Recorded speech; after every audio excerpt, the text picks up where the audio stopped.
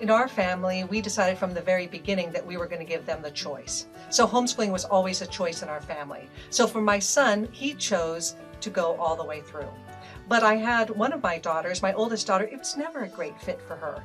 So when she got to 5th grade, she kept asking us all the time that she wanted to go to school, she wanted to go to school. So starting in 5th grade, we allowed it. And then her sophomore year, she came back to homeschooling because, like many homeschoolers, she had a passionate hobby, and for hers it was ballet.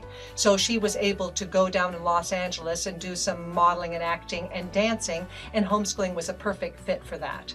My youngest daughter, as I mentioned, I have 3. My youngest daughter, she liked homeschooling, and so she homeschooled all the way up until high school. But by that time, she was in the house by herself, and she really wanted to experience something new.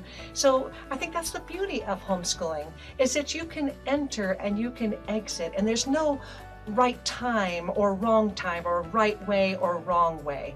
I really love homeschooling as a choice. And that way I think you have a lot more fun with it, and you avoid burnout.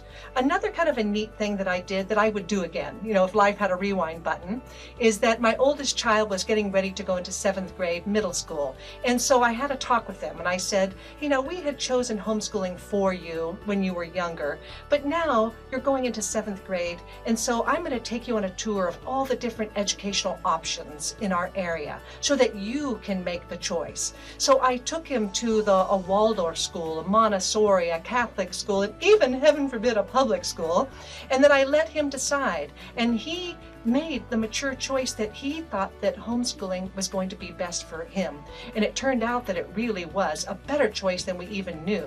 And once he had decided he chose about homeschooling, he really got behind it. And then from that point on, he directed his education. It was a beautiful thing to see. Suddenly he was in charge of his education, and that made all the difference in the world.